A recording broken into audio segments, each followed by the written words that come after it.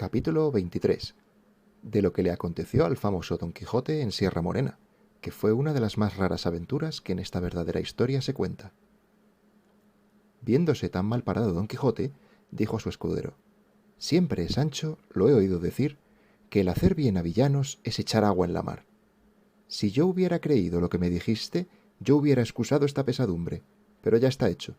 Paciencia, y escarmentar para desde aquí adelante».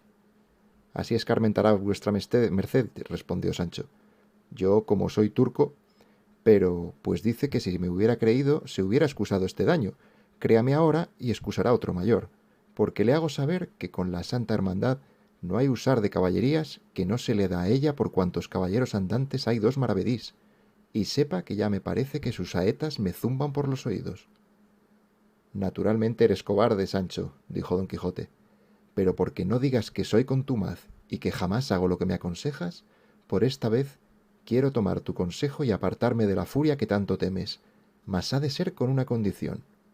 que jamás en vida ni en muerte has de decir a nadie que yo me retiré y aparté de este peligro de miedo, sino por complacer a tus ruegos. Que si otra cosa dijeres, mentirás en ello, y desde ahora para entonces y desde entonces para ahora te desmiento y digo que mientes y mentirás todas las veces que lo pensares o lo dijeres. Y no me repliques más, que en solo pensar que me aparto y retiro de algún peligro, especialmente de este que parece que lleva algún esnoes de sombra de miedo, estoy ya para quedarme y para guardar aquí, no solamente a la Santa Hermandad que dices y temes, sino a los hermanos de las 12 tribus de Israel, y a los 7 macabeos, y a Cástor y a Pólux, y aún a todos los hermanos y hermandades que hay en el mundo». «Señor», respondió Sancho, «que el retirar no es huir, ni el esperar es cordura, cuando el peligro sobrepuja la esperanza. Y de sabios es guardarse hoy para mañana, y no aventurarse todo en un día. Y sepa que aunque zafio y villano, todavía se me alcanza algo de esto que llaman buen gobierno. Así que no se arrepienta de haber tomado mi consejo, sino suba en Rocinante, si puede, o si no yo le ayudaré, y sígame, que el caletre me dice que hemos menester ahora más los pies que las manos». Subió Don Quijote sin replicarle más palabra, y guiando Sancho sobre su asno, se entraron por una parte de Sierra Morena que allí junto estaba, llevando Sancho intención de atravesarla toda e ir a salir al Viso o a Almodóvar del Campo, y esconderse algunos días por aquellas asperezas, por no ser hallados si la hermandad los buscase. Animóle a esto haber visto que de la refriega de los galeotes se había escapado libre la despensa que sobre su asno venía, cosa que la juzgó a milagro, según fue lo que llevaron y buscaron los galeotes. Así como Don Quijote entró por aquellas montañas, se le alegró el corazón,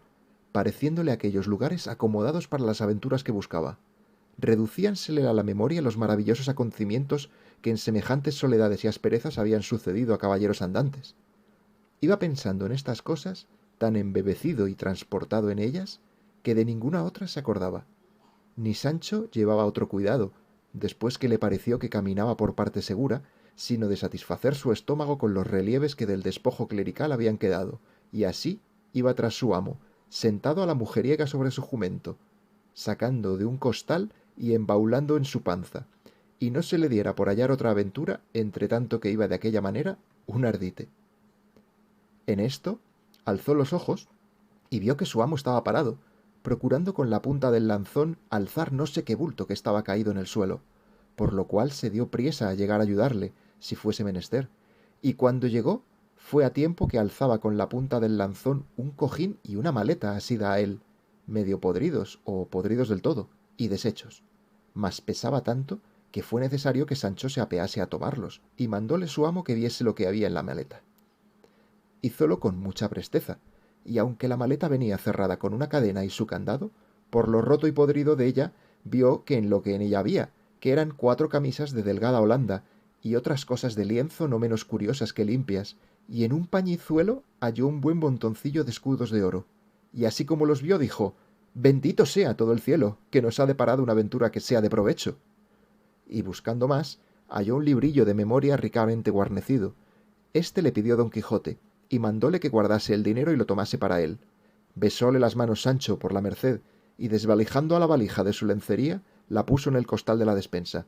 todo lo cual visto por Don Quijote, dijo: «Paréceme, Sancho, y no es posible que sea otra cosa, que algún caminante descaminado debió de pasar por esta sierra, y salteándole malandrines le debieron de matar y le trujeron a enterrar en esta escondida parte». No puede ser eso, respondió Sancho, porque si fueran ladrones no se dejarían aquí este dinero. Verdad dices, don Quijote, y así no adivino ni doy en lo que esto pueda ser. Mas espérate, veremos si en este librillo de memoria hay alguna cosa escrita por donde podamos rastrear y venir en conocimiento de lo que deseamos. Abrióle, y lo primero que halló en él, escrito como en borrador, aunque de muy buena letra, fue un soneto, que leyéndolo en alto, porque Sancho también lo oyese, vio que decía de esta manera: o le falta al amor conocimiento, o le sobra crueldad, o no es mi pena, igual a la ocasión que me condena al género más duro de tormento. Pero, si amor es Dios, es argumento, que nada ignora y es razón muy buena, que un Dios no sea cruel, pues ¿quién ordena el terrible dolor que adoro y siento? Si digo que sois vos, Fili, no acierto, que tanto mal en tanto bien no cabe, ni me viene del cielo esta ruina. Presto habré de morir, que es lo más cierto, que al mal de quien la causa no se sabe, milagro es acertar la medicina. Por esta trova, dijo Sancho, no se puede saber nada, si ya no es que por ese hilo que está ahí que se saque el ovillo de todo. ¿Qué hilo está aquí? Dijo don Quijote. Paréceme, dijo Sancho, que vuestra merced nombró ahí hilo. No dije sino Fili, respondió don Quijote, y este sin duda es el nombre de la dama de quien se queja el autor de este soneto, y a fe que debe ser razonable poeta o yo sé poco del arte. Luego, también, dijo Sancho, se le entiende a vuestra merced de trovas. Y más de lo que tú piensas, respondió don Quijote, y veráslo cuando lleves una carta escrita en verso de arriba abajo a mi señora Dulcinea del Toboso, porque quiero que sepas, Sancho, que todos, o los más caballeros andantes de la edad pasada, eran grandes trovadores y grandes músicos, que estas dos habilidades, o gracias, por mejor decir, son anexas a los enamorados andantes. Verdad es que las coplas de los pasados caballeros tienen más de espíritu que de primor. Lea más vuestra merced, dijo Sancho, que ya hallará algo que nos satisfaga. Volvió la hoja don Quijote y dijo: esto es prosa y parece carta. ¿Carta misiva, señor?, preguntó Sancho. En el principio no parece sino de amores, respondió don Quijote. Pues lea vuestra merced alto, dijo Sancho, que gusto mucho de estas cosas de amores. Que me place, dijo don Quijote. Y leyéndola alto, como Sancho se lo había rogado, vio que decía de esta manera: tu falsa promesa y mi cierta desventura me llevan a parte donde antes volverán a tus oídos las nuevas de mi muerte que las razones de mis quejas. Desechásteme, oh ingrata, por quien tiene más, no por quien vale más que yo. Mas si la virtud fuera riqueza que se estimara, no envidiara yo dichas ajenas ni llorara desdichas propias. Lo que levantó tu hermosura han derribado tus obras. Por ella entendí que eras ángel, y por ellas conozco que eres mujer. Quédate en paz, causadora de mi guerra, y haga el cielo que los engaños de tu esposo estén siempre encubiertos, porque tú no quedes arrepentida de lo que hiciste, y yo no tome venganza de lo que no deseo. Acabando de leer la carta, dijo don Quijote: menos por esta que por los versos se puede sacar más de quien la escribió es algún desdeñado amante. Y hojeando casi todo el librillo, halló otros versos y cartas que algunos pudo leer y otros no, pero lo que todos contenían eran quejas, lamentos, desconfianzas, sabores y sinsabores, favores y desdenes, solenizados los unos y llorados los otros. En tanto que don Quijote pasaba el libro, pasaba Sancho la maleta, sin dejar rincón en toda ella, ni en el cojín que no buscase, escudriñase e inquiriese, ni costura que no deshiciese, ni vedija de lana que no escarmenese, porque no se quedase nada por diligencia ni mal recado. Tal golosina habían despertado en él los hallados escudos, que pasaban de 100, y aunque no halló más de lo hallado, dio por bien empleados los vuelos de la manta, el vomitar del brebaje, las bendiciones de las estacas, las puñadas del arriero, la falta de las alforjas, el robo del gabán, y toda la hambre, sed y cansancio que había pasado en servicio de su buen señor, pareciéndole que estaba más que re bien pagado con la merced recibida de la entrega del hallazgo. Con gran deseo quedó el caballero de la triste figura de saber quién fuese el dueño de la maleta, conjeturando por el soneto y carta, por el dinero en oro y por las tan buenas camisas, que debía de ser algún principal enamorado, a quien desdenes y malos tratamientos de su dama debían de haber conducido a algún desesperado término. Pero como por aquel lugar inhabitable y escabroso no parecía persona alguna de quien poder informarse, no se curó de más que de pasar adelante, sin llevar otro camino que aquel que Rocinante quería, que era por donde él podía caminar, siempre con imaginación que no podía faltar por aquellas malezas alguna extraña aventura. Yendo, pues, con este pensamiento, vio que por cima de una montañuela que delante de los ojos se le ofrecía, iba saltando un hombre de risco en risco y de mata en mata con extraña ligereza. Figurósele que iba desnudo, la barba negra y espesa, los cabellos muchos y rabultados, los pies descalzos y las piernas sin cosa alguna. Los muslos cubrían unos calzones al parecer de terciopelo leonado, mas tan hechos pedazos que por muchas partes se le descubrían las carnes. Traía la cabeza descubierta, y aunque pasó con la ligereza que se ha dicho, todas estas menudencias miró y notó al caballero de la triste figura, y aunque lo procuró, no pudo seguirle, porque no era dado a la debilidad de Rocinante andar por aquellas asperezas, y más siendo él de suyo pasicorto y flemático. Luego imaginó don Quijote que aquel era el dueño del cojín y de la maleta, y propuso en sí de buscalle, aunque supiese andar un año por aquellas montañas, hasta hallarle, y así mandó a Sancho que se apease del asno y atajase por la una parte de la montaña, que él iría por la otra, y podría ser que se topasen con esta diligencia con aquel hombre que con tanta priesa se les había quitado de delante. No podré hacer eso, respondió Sancho, porque en apartándome de vuestra merced luego es conmigo el miedo, que me asalta con 1000 géneros de sobresaltos y visiones, y sírvale esto que digo de aviso, para que de aquí adelante no me aparte un dedo de su presencia. Así será, dijo el de la triste figura, y yo estoy muy contento que quieras valer de mi ánimo, el cual no te ha de faltar, aunque te falte el ánima del cuerpo. Y vente ahora tras mí poco a poco, o como pudieres, y haz de los ojos lanternas. Rodearemos esta serrezuela, quizá toparemos con aquel hombre que vimos, el cual sin duda alguna no es de otro que el dueño de nuestro hallazgo. A lo que Sancho respondió: harto mejor sería no buscalle, porque si le hallamos, si acaso fuese el dueño del dinero, claro está que lo tengo que restituir, y así fuera mejor, sin hacer esta inútil diligencia, poseerlo yo con buena fe, hasta que por otra vía menos curiosa y diligente pareciera su verdadero señor, y quizá fuera a tiempo que lo hubiera gastado, y entonces el rey me haría franco. Engañaste en eso, Sancho, respondió don Quijote, que ya hemos caído en sospecha de quién es el dueño cuasi delante. Estamos obligados a buscarle y volvérselos. Y cuando no le buscásemos, la vehemente sospecha que tenemos de que él lo sea, nos pone ya en tanta culpa como si lo fuese. Así que, Sancho amigo, no te dé pena el buscalle, porque por la que a mí se me quitará si le hallo. Y así picó a Rocinante y siguióle Sancho con su acostumbrado jumento, y habiendo rodeado parte de la montaña, hallaron en un arroyo, caída, muerta y medio comida de perros y picada de grajos, una mula ensillada y enfrenada, todo lo cual confirmó en ellos más la sospecha de que aquel que huía era el dueño de la mula y del cojín. Estándola mirando, oyeron un silbo como de pastor que guardaba ganado, y a deshora, a su siniestra mano, parecieron una buena cantidad de cabras, y tras ellas, por cima de la montaña, pareció el cabrero que las guardaba, que era un hombre anciano. Dióle voces don Quijote, y rogóle que bajase donde estaban. Él respondió a gritos que quién les había traído por aquel lugar, pocas o ningunas veces pisados sino de pies de cabras, o de lobos y otras fieras que por allí andaban. Respondióle Sancho que bajase, que de todo le darían buena cuenta. Bajó el cabrero, y en llegando a donde don Quijote estaba, dijo: apostaré que está mirando la mula de alquiler que está muerta en esa hondonada, pues a buena fe que ha ya 6 meses que está en ese lugar. Díganme, ¿han topado por ahí a su dueño? No hemos topado a nadie, respondió don Quijote, sino a un cojín y a una maletilla que no lejos de este lugar hallamos. También la hallé yo, respondió el cabrero, mas nunca la quise alzar ni llegar a ella, temeroso de algún desmán y de que no me la pidiesen por de hurto, que el diablo es sutil, y debajo de los pies se levanta hay hombre cosa donde tropiece y calla sin saber cómo ni cómo no. Eso mismo es lo que yo digo, respondió Sancho, que también la hallé yo y no quise llegar a ella con un tiro de piedra. Allí la dejé y allí se queda como estaba, que no quiero perro con cencerro. Decidme, buen hombre, dijo don Quijote, ¿sabéis vos quién sea el dueño de estas prendas? Lo que sabré yo decir, dijo el cabrero, es que habrá al pie de 6 meses, poco más a menos, que llegó una majada de pastores que estará como a 3 leguas de este lugar un mancebo de gentil talle y apostura, caballero sobre esta mesma mula que aquí está muerta, y con el mesmo cojín y maleta que decís que hallastes y no tocastes. Preguntónos que cuál parte de esta sierra era la más áspera y escondida. Dijímosle que era esta donde ahora estamos, y es ansí la verdad, porque si entráis media legua más adentro, quizá no acertaréis a salir. Y estoy maravillado de cómo habéis podido llegar aquí, porque no hay camino ni senda que a este lugar encamine. Digo, pues, que en oyendo nuestra respuesta, el mancebo volvió las riendas y encaminó hacia el lugar donde le señalamos, dejándonos a todos contentos de su buen talle y admirados de su demanda y de la priesa con la que vimos caminar y volverse hacia la sierra.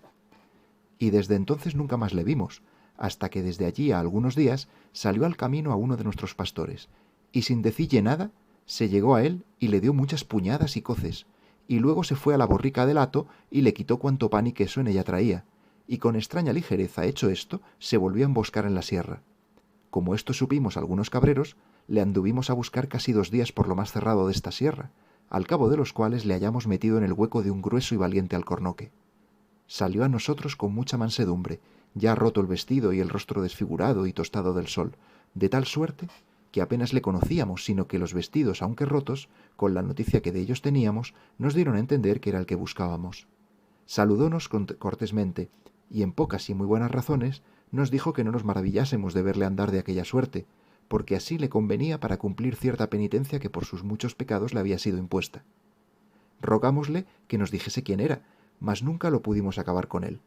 Pedímosle también que cuando hubiese menester el sustento, sin el cual no podía pasar, nos dijese dónde la hallaríamos, porque con mucho amor y cuidado se lo llevaríamos, y que si esto tampoco fuese de su gusto, que a lo menos saliese a pedirlo, y no a quitarlo a los pastores.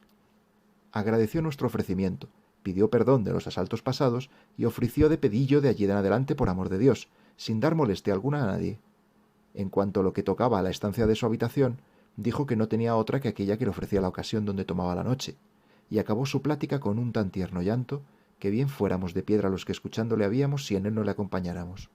considerándole como le habíamos visto la vez primera y cuál le veíamos entonces. Porque, como tengo dicho, era un muy gentil y agraciado mancebo, y en sus corteses y concertadas razones mostraba ser bien nacido y muy cortesana persona, que puesto que éramos rústicos los que le escuchábamos, su gentileza era tanta que bastaba a darse a conocer para la misma rusticidad. Y estando en lo mejor de su plática, paró y enmudecióse, clavó los ojos en el suelo por un buen espacio, en el cual todos estuvimos quedos y suspensos, esperando en qué había de parar aquel embelesamiento, con no poca lástima de verlo, porque por lo que hacía de abrir los ojos, estar fijo al suelo mirando sin mover pestaña gran rato y otras veces cerrarlos, apretando los labios y enarcando las cejas, fácilmente conocimos que algún accidente de locura le había sobrevenido. Mas él nos dio a entender presto ser verdad lo que pensábamos, porque se levantó con gran furia del suelo, donde se había echado, y arremetió con el primero que halló junto a sí, con tal denuedo y rabia que si no le quitáramos le matara a puñadas y a bocados. Y todo esto hacía diciendo: «Ah, fementido Fernando, aquí, aquí me pagarás la sinrazón que me hiciste, estas manos te sacarán el corazón donde albergan y tienen manida todas las maldades juntas, principalmente la fraude y el engaño». Y a estas añadía otras razones que todas se encaminaban a decir mal de aquel Fernando, y a tacharle de traidor y fementido.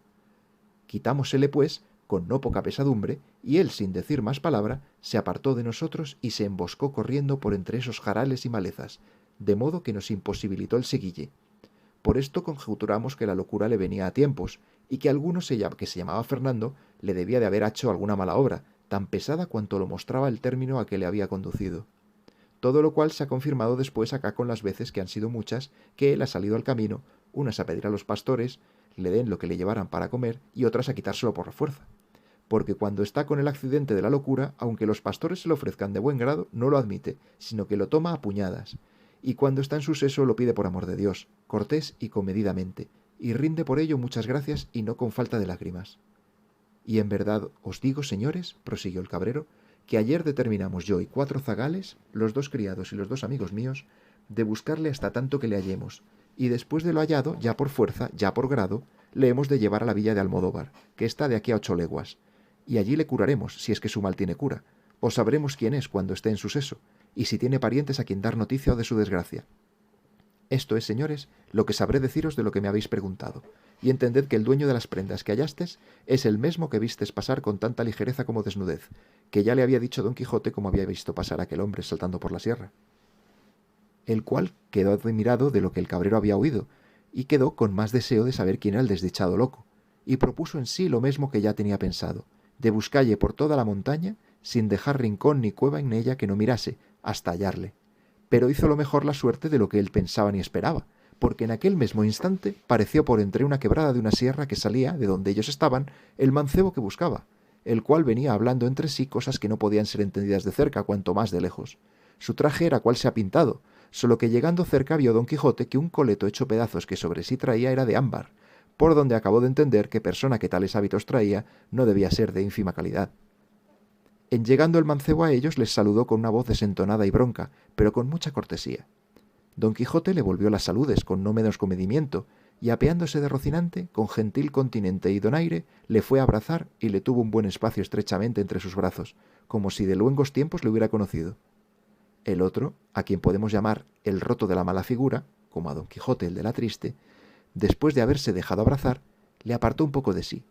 y puestas sus manos en los hombros de Don Quijote, le estuvo mirando, como que quería ver si le conocía, no menos admirado quizá de ver la figura, talla y armas de Don Quijote, que Don Quijote lo estaba de verlo a él. En resolución, el primero que habló después del abrazamiento fue el roto, y dijo lo que se dirá adelante.